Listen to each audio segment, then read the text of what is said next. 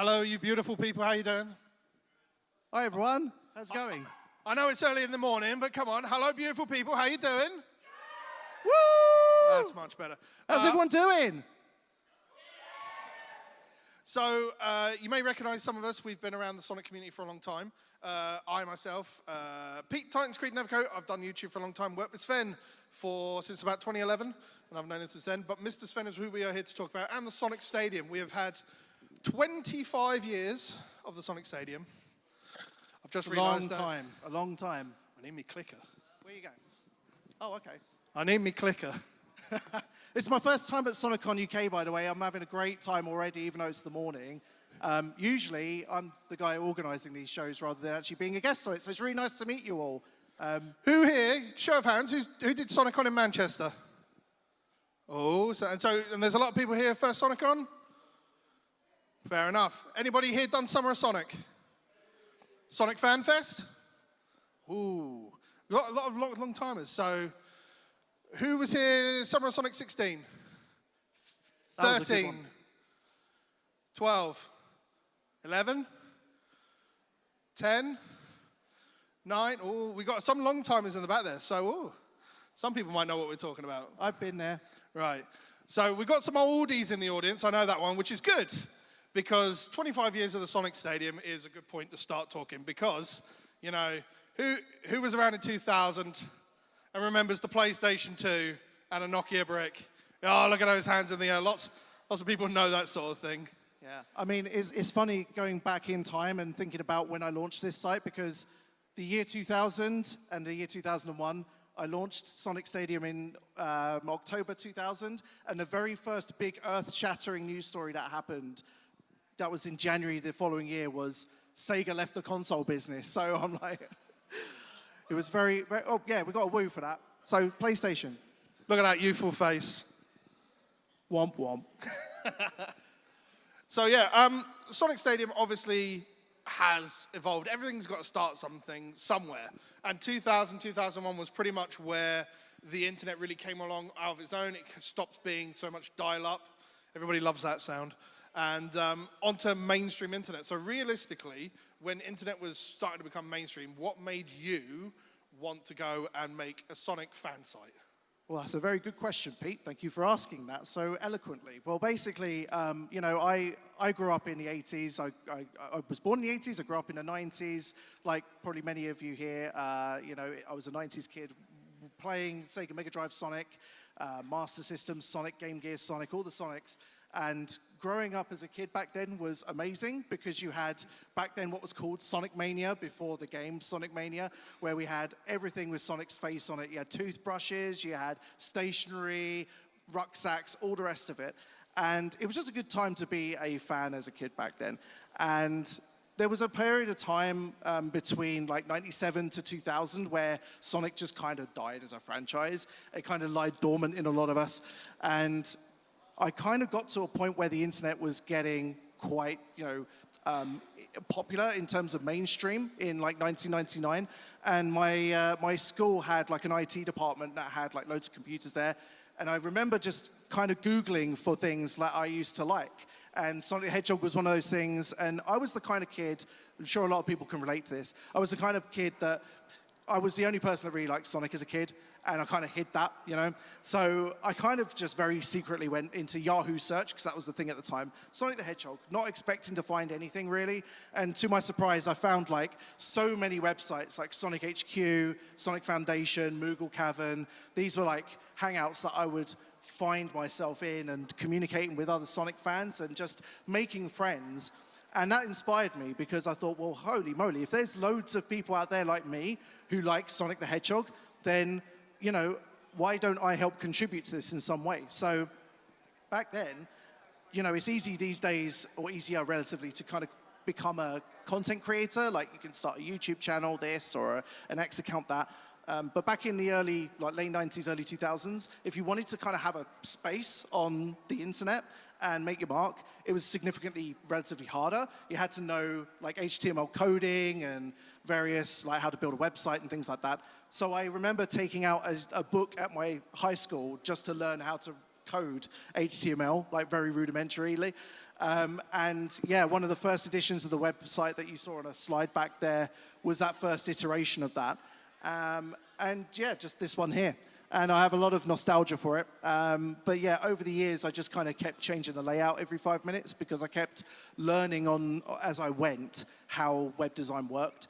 And obviously, as more Sonic stuff started to become released, and Sonic Adventure 2 was like the big game that came out shortly after I launched my website. So I remember being an absolute fanboy at the time, writing my very first preview on this version of the site in the middle. That's not a picture of the preview, but I remember writing just loads of fanboy drivel going, oh my God, this game is going to be the greatest game ever. Sega's back, baby, and everything. And it was all based off of that Sonic Adventure 2 demo disc that you got off of Phantasy Star Online. So here I am pretending that I'm like, oh, I've got access to the preview. And you know. It's the same thing that everybody else has. Same thing that everyone else had. So, so long story short, you know, I think a lot of people can relate to this. You know, we're a Sonic fan, grew up as a kid, and then thinking to myself, is there anyone out there like me? Like all my real life friends like gaming, of course, but they don't like, you know, the exact same games as me. They're playing Call of Duty or this or that. So, you know, I went online and searched, and, you know, I found my people. And I felt like I had something to contribute because I felt like, hey, I kind of know a bit of Sonic, so I guess I'll just share some knowledge. And that was where the kind of idea of Sonic Stadium came about, really. But did you ever find out what somebody's favorite cheese was? What's that? You literally, what's your favorite cheese? What's your favorite cheese? Yeah, that was on the really old Sonic Stadium message board. I don't remember. I think I said halloumi, but, you know, who likes halloumi? Yes, Sonic Quite halloumi. a few, yeah. So, I mean, the big thing is obviously 2000 is a long time ago. 2001, long time ago, as you can obviously tell. I mean, who remembers the internet in this sort of age, right? Yeah, a lot of people. So obviously, there's a point of you've got to keep it fresh. So you've got to evolve with the times. And obviously, there's been multiple points of where the Sonic Stadium has obviously evolved over the time and everything else.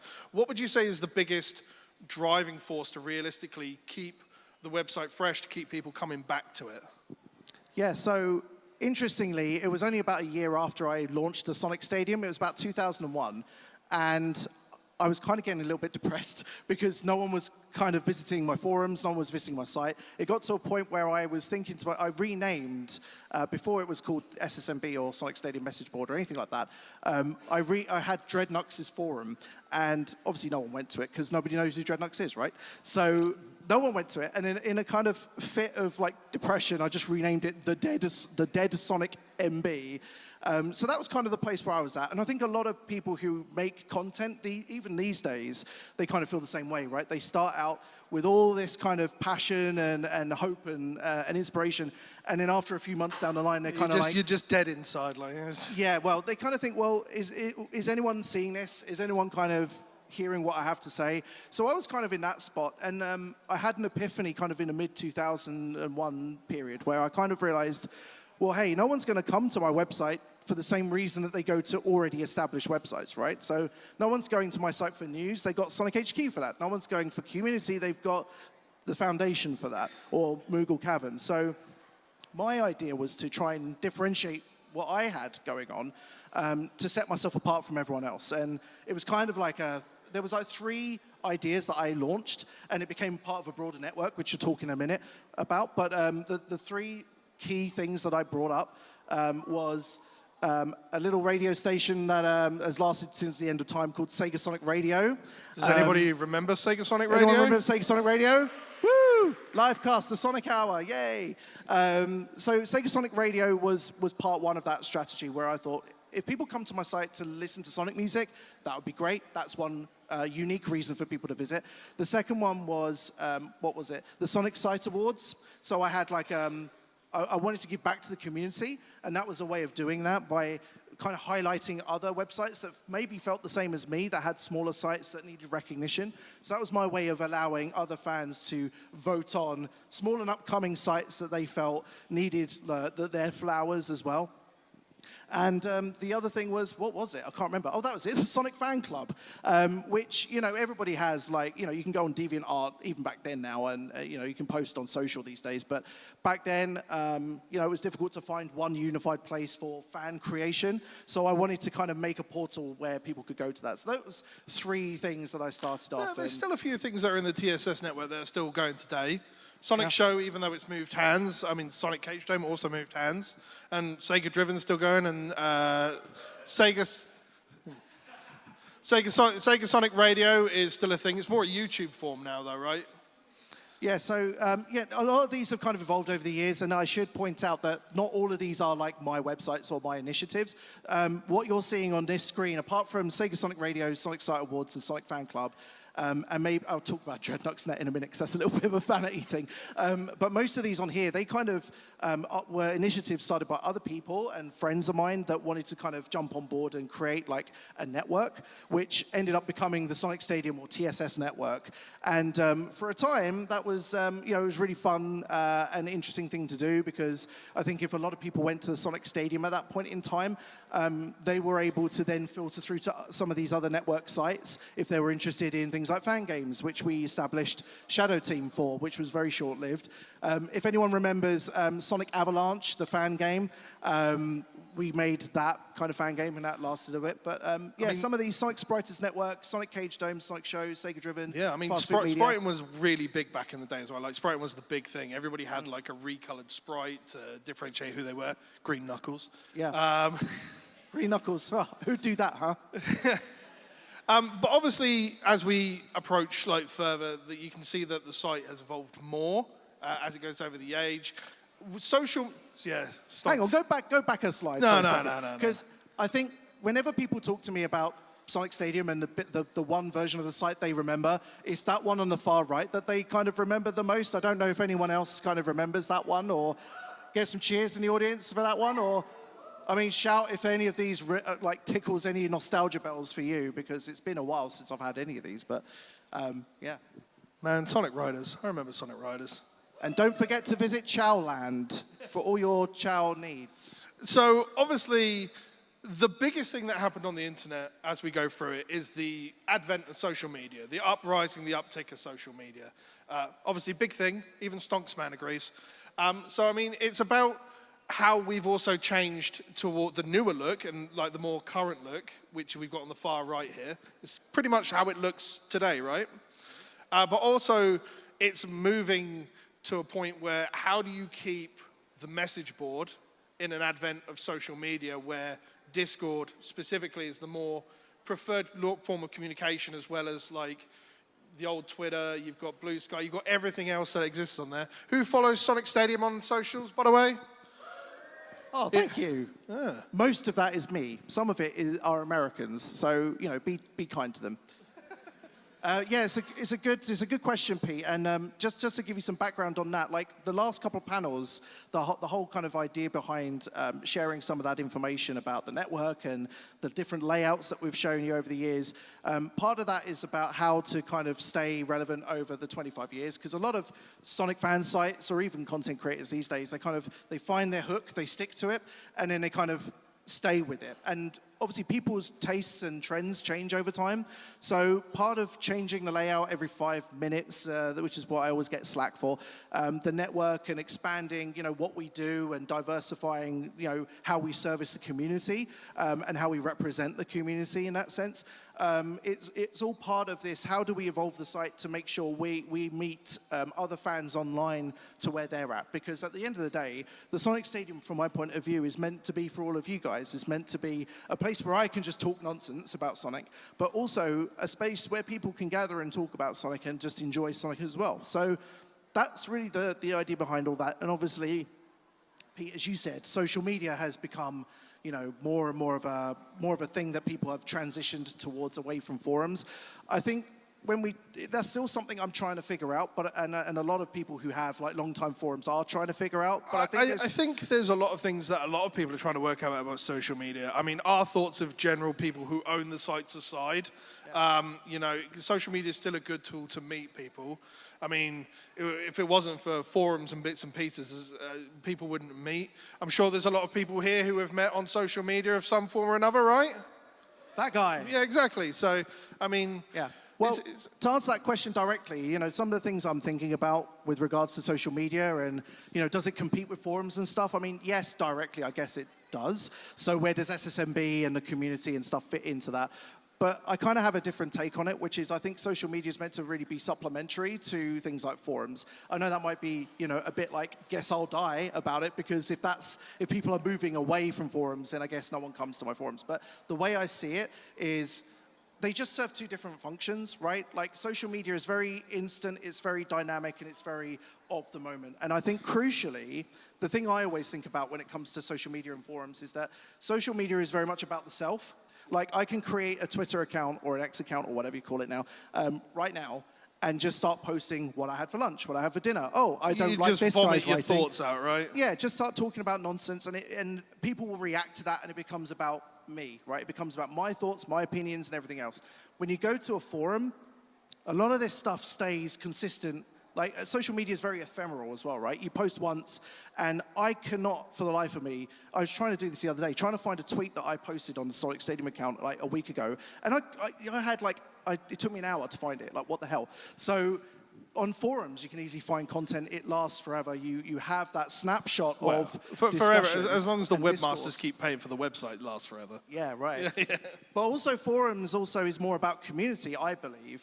Maybe people will disagree, but I truly believe that people come to a forum to talk to other Sonic fans and talk to other people, like-minded friends. Rather than go on social media, they talk about themselves. It's a difference between a voice in a crowd and a voice in the wind. Exactly, right. Yeah. And we try and serve both those functions as well. Like we have a blogs system on Sonic Stadium now where members can register and just type stuff that they want to broadcast to people, much in the same way as you can on social media. But yeah, that's kind of what I'm thinking about when it comes to the difference between those two. Like there is social media, which is like broadcast out and get the clout.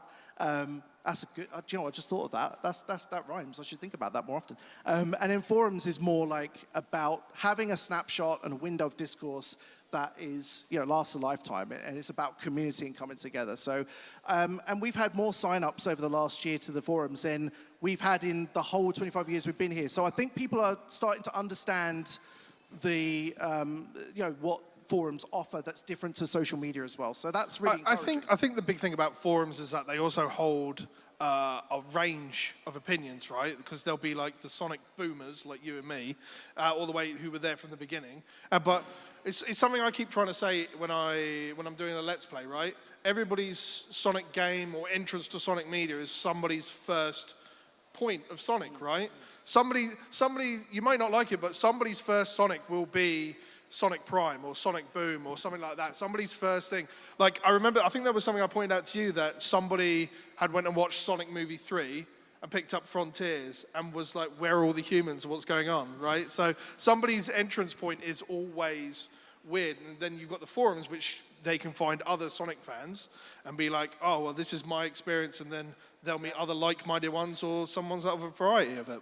Yeah, and just quickly before we move on, I think the other thing that you've just reminded me about is that forums tend to have, you know, just factually, a lot more moderation than social media does, right? I can't tell you how many times over the years that people have signed up to my forums, just written absolute dog water, and then yelled at me or my staff going, hey, you're shutting down opinions and stuff. This ain't like social media. I'm like, well, no, it's not. Like, you do have to respect other people. That's what it means to be part of a community. And the moderation part is part of, I think, what sets forums apart from others. And I think that's an interesting... I can't believe Dreadnoks does not like Sonadale fan fiction, I tell you. Do you know what? I am well known for my opinions on Sonic and the Black Knight. And I've been chastised about that because, yes, story peak, game not. But I've been chastised for that. And look, it's difference of opinion. And people have come and chewed my ear off about that and gone, look, listen, man, I like swinging a Wiimote around. I'm like, good for you. But that's the beauty of having different opinions, right? But you know, I think that's really the main difference, right? Having a space where people can be, you know, they feel free to be able to do that and even meet like-minded people who can do that, right? And so, obviously, we're speaking about community. There's been a lot of community projects on the SSMB and TSS over the years. More recently, we've obviously had the 52 Game Challenge, but it goes all the way back to the music celebrations. You guys are doing a lot more on YouTube with the Music Spectacular. You did one last year, you've done one this year. You take it all from suggestions from the actual SSMB. And they, you know, if you do participate on the SSMB and stuff like that, you get like these neat little badges as well, which are actually custom made for the event as well. So it's pretty cool. But we got a little April Fool's one up there. I'm not sure if anybody remembers Sonic the Hedgehog 06 Remastered. Who actually wants Sonic 06 Remastered? I think a lot of people do. Well, a game that isn't broken, I'd buy that. But yeah, I would just go on to say that, you know, part of the reason why the Sonic Stadium has endured for as long as it has is within the people that come and visit. Like, it's people like you that might come to even lurk on the forums, don't even maybe post. You might just want to read the news and then go away and do something else, or maybe you want to actively contribute. And that last slide was a clear example of how much I love the community that has banded together, and whether they're talking about modern Sonic versus classic Sonic back in the 2000s, or who's writing the latest Sonic game and whether they like them in today's era. But they've come together, and you know, so Sonic fans, people have said this before, but I truly believe it, are some of the most creative people in any community and fan base ever.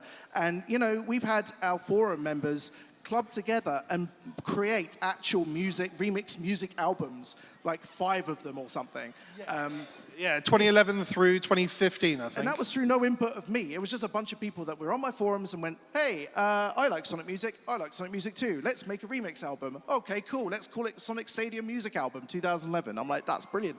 But people post their fan art on here, celebrating, you know, our legacy and you know, create custom banners. We've had like a few campaigns where we've had people create like header banners for the site as well. So, you know, the community is a real big linchpin for how we have like gone on for so long. Yeah, absolutely. Something has to be said. Obviously, the amount of time that you've been doing the community side and everything else, obviously it leads to, obviously, well, there's all the socials. If you don't follow us, take a picture, follow it later. By the way, so it's pretty much Sonic Stadium on everything. But yeah, so you've obviously done a lot of your community work. Was the way you put it to me when we were drafting this is like community management before community management, because obviously there wasn't a big community team back in the day, and about Sega reaching out to the community in the UK with the Europe offices, and obviously that's led to yourself and Adam, who's not here with us, but he's here in spirit. Young Dreadnoughts in front of the old now Sega office in London. You could try and guess what year it is based on the hairdo, but... Nah, don't. Yeah, it's interesting, right? Because as you say, that is a later photo, probably 2007. But these pictures here come from an initiative I started in 2005, and that was when I kind of started talking to people at Sega, and they started being interested in more about what the community was doing and what they were thinking. And it's really interesting because, as you say, back then, not even just for Sega. Oh, hello! Look who's come to join us! It's Johnny Giuelli, everybody! Live and learn! Sorry. Good morning, everyone. I just wanted to stage bomb, and I have successfully done that. Hey, Sven, how are you? All right, I'll let him do his work now. I will leave you. Good day, I'm going to sleep. Good night. Round of applause, Johnny Giuelli, everybody. I hope they have a nice couch for you, Johnny. Right, so what was I saying? Yeah, 2000, that was random. 2005, there was no such thing as community management, influencer management back then. It wasn't even on any game company's radar, let alone Sega's. And this was really the time where we kind of pioneered that, I suppose. Yeah, I mean, it's the uptick of social media, right? It's like nobody really knew, companies especially, as you said, don't really know how to get involved with it. And the story, quite briefly, is quite funny behind that because, you know, there was no PR person or social media person getting in touch with me or emailing me saying, with press releases like they do now. Like, I often get press releases from Sega saying, hey, we're doing this yet another licensing thing, please write about it. But back then, didn't exist, right? So I spent a lot of my time scouring the internet and Sega websites back then. And back then, it was a little bit like the Wild West. Like official game company websites, they didn't really track what they were posting on there at the time, and they kind of were a little bit fast and loose with their stuff, right? And it so happened that there was a news item on Sega Europe's website, official website, and it said, we're doing this special DJ night in this nightclub in London, this random place in Shoreditch, I think it was.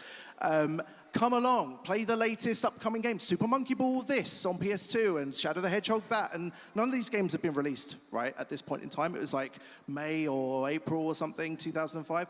And I thought, you know what, should I go? I lived in Essex, which is a 2-hour train drive, right, from wherever that was happening. And I was still pretty young. I was like late teens. I thought, should I do it? Should I go? And long story short, I ended up going. And I met the guy who was DJing the nightclub, and it turned out it was literally just a couple of Sega pods which weren't working at the time, to be honest. So even the reason for going for me was like, play the Shadow game. No, can't. The thing's busted. So here I am kicking my feet at this really bad, I'll be honest, DJ music club, and there's a DJ in the back. So I thought, I'll talk to the DJ. What's the harm? Turns out he was a marketing guy for Sega Europe. It was his, like, he was moonlighting as a DJ, and he just kind of talked to some guy in HR, said, look, can I just put this on the website? Can I just put this on the Sega website? And they were just, I'll put some pods in there. And they were just like, yeah, fine. So that was basically how that whole thing happened and how I saw it. So when I met this guy, you know, I got to talking to him. Turns out he was from the same hometown as I'm from, which was great. And then he started talking to me saying, hey, look, right, this doesn't really happen before, but now that you run this fan site and stuff, I'd like to pick your brains about, you know, how we can listen more to what you guys are thinking about and what you're talking about and how you think about certain games. And the first time I think anyone's ever really expressed that kind of feeling, right?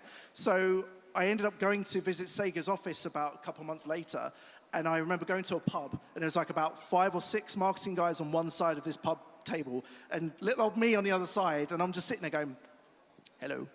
And they're all going there, so what do all the fans in the entire world think about Shadow the Hedgehog? So it's a lot to put on one guy. And I'm just sitting there going, I just run a fan site, mate, and a forum. But I was able to kind of eloquently at least talk a little bit about what general sentiment was, because a lot of that didn't happen on social media, didn't exist, it happened on my forums. So I was able to kind of say, look, a lot of people like Shadow as a character, and, you know, we talked for ages.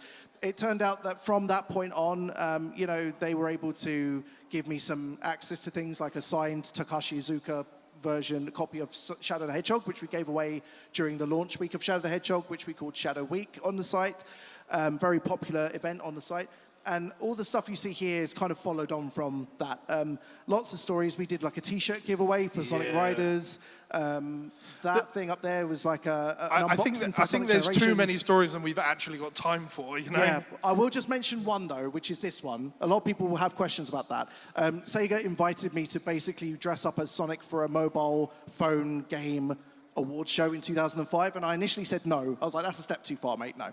And then I thought, when am I ever going to get the chance to do this ever again, like officially? So I said, yeah, I phoned them back and said yes, and then it was just one random night where a very young Marcus Brigstock chided me for being too slow on stage, because the head, I don't know. If you catch up with me later on in the day, I'll tell you the whole story. But basically, that whole thing is a nightmare to get on. But I'm glad I did it. But yeah, we did lots of stuff with Sega before and since, and then obviously since then they've established an actual community management team. They've established social teams based in the US. They do a lot of things with influencers and YouTubers now. And I think a lot of that stems from that original interaction in 2005, I think. So. And obviously from a community standpoint, that eventually led into Summer of Sonic. Right yeah, now, which originally was a website. Yeah, so. Which originally was the website. I remember that. I actually did sign up to go to 08, but I completely forgot about it. So I could have been there for everyone. Yeah, I was there. But there were people that did go, and it was very successful back in 2000. Who was there? Somebody said they were there at 2008. Yeah, who was there at the very first one? I was. There you go. But do you recognize this person? Yay! There's TJ Davis, who you'll obviously see later on. Don't remind her that we've shown her this picture. It's not an unflattering picture, it's fine. But obviously it's gone from like the small hall, and then obviously 2016 in Winchester, which was the very last one that was done. Obviously a very big difference is the front of the crowd there. But obviously there's 2011 big fans and air conditioning, everybody. Everybody was really happy. I'm sure everybody enjoyed Summer of Sonic. I'm sure there's a lot of tales we can talk about SOS. Yeah, I mean, I have a lot of really, really fond memories establishing and managing and organizing Summer of Sonic. I think it was kind of the original Sonic convention, at least in person. So it means we did a lot of things first, but also I think a lot of things wrong in the first couple of years. So we were kind of learning as we went. So every year, it felt like I came away with it going, oh, that was really great fun, but maybe we should do this a different way, and maybe we should do that a different way. And, you know, every single time, I think we upped the ante, and I think people really enjoyed it. But it all boils down to this one little nugget of an idea that I had in 2006 even, which was, hey, I need, or I'd like, to do a thing where people can come together and enjoy Sonic. Now, in 2006, it was in a form of a website. But in 2008, in 2007, I think it was, there was like an in-person sort of fan meetup that impromptu kind of happened in London that I was a part of. A friend of mine came from Australia to visit me, and then word got around, and it became this big thing that happened in this big pub in London. And many of the friends that I see in the crowd here, actually, I met there for the first time, actually, that day. It was a really fun day. And that really gave me the inspiration to think, well, hang on a minute. If a random meetup between friends can balloon into this 20-person thing, why don't we just do this, but in a hall? And that was the genesis of 2008 Summer of Sonic. It was just a Mega Drive in one corner. Luckily, a friend of mine worked at Sega at the time, so they were able to provide a couple of demo pods for certain Sonic games and various other things that helped drive people in. But yeah, really it ballooned over the years, right? Yeah. The size it was. Like, I know a little behind the scenes, there was talk about doing it as a 2-day thing once upon a time, but you know, even back then, we were old and people were having families, so. But really, the genesis of Summer of Sonic was really about, I want to make new friends. Let me make new friends. And if no one else is doing it, I'll just do a hall and have people come. And people vibed with that idea, even when we had nothing. Like, in the first year, we had TJ Davis and Richard Jakes, who very kindly gave up their time, and that was a really good incentive for people to come. But at the end of the day, like, a lot of the people would come up to me at the end of these shows, and they'd just say, hey, listen, it wasn't really about the guests for them. It was about making friends. And one of my favorite things that anyone said to me at the exit of one of these things, I'd like to shake hands with people as they kind of leave, and one of them said to me, hey, listen, right, I came to this Summer of Sonic on my own with like no friends. I didn't know what to expect. I've now left today with 10 new best friends. And that kind of really warms my heart, even more than, you know, meeting my game development heroes like Sonoe-san and Izuka-san and even Naka-san on a number of occasions. Like, I have many fond memories of doing these shows, but the biggest, fondest is really doing it with this band of mugs that you see on the screen here that have been on this journey with me the whole way. And yeah, it's just been it's been a really great project. I think it's generally good to say it's all about friends going through. I mean, obviously that friend group's evolved over time. There are a lot of people I know who I sat down with SonicCon last year. I've sat down at SonicCon this year, and they've said, I've made so many friends at SOS, I've made so many friends at SonicCon. I mean, it's safe to say that in the advent of SOS 16, stuff like FanFest and SonicCon has really come up and taken that fold. I mean, you didn't do Manchester, but from what you've seen so far today and this morning, I mean, Yeah, I mean, I mean, I've only been here for like an hour, right? But I can already see the level of enthusiasm and creativity and stuff, the same level of that sort of stuff that I used to see at Summer of Sonic. And it's just really, really great to see that the spirit of that is being continued in other events. Whether we'll do another one or not is another story. But seeing these shows like, you know, Sonic Expo in the US, Sonic Revolution, in the UK, Sonic Revo, which I've been to a number of times, that's a really good show. It's great to be able to like see other people do this and have other events to really help expand the community. You know, I don't have to be the guy that does it anymore. No, you don't. That's true. I mean, there's other people, and we can just be up here on stage and just reminisce about stuff, right? Yeah, so that's it. Yeah, I mean, the Summer of Sonic means as much to me as the Sonic Stadium does. Obviously, Sonic Stadium has a huge nostalgic value to me because the site started when I was 15 years old, and I am I'm 40 years old now. So, you know, that's a long stretch of time, and Summer of Sonic is just as equal to that with me, because just seeing people get together and having fun, that's what it all means to me at the end of the day. Yeah. I mean, we were going to have some Q&A, but I think we've already overrun by like 5 minutes. It's been, thank you very much for all coming out and watching us. So he did come and say, I don't think anybody's going to turn up. I'll happily say hello to prattle everyone. on. Yeah. So thank you for being here. You like to call yourself the patriarch of the Sonic community sometimes. I do see it on social media. But, I mean, thank you for everything you've done. Thank you. You know, as I said, it's been part of where it's grown, in the UK at least. If we can get all a big round of applause for Mr. Jocelyn. Thank you. Yeah, again, like, if you want to come and join us on the socials, as I said, Sven's pretty much everywhere. One-man band operating, like, too many social websites. I'm so tired, Pete. I'm so very tired. We'll be off. Sonic Paradox are up next, so do stick around. I've heard they've got some fun stuff lined up. Once again, thank you very much for having us, SonicCon. That's been Sven. Thank you. And give it up for Pete. I've been Pete. Thank you very much. Love you.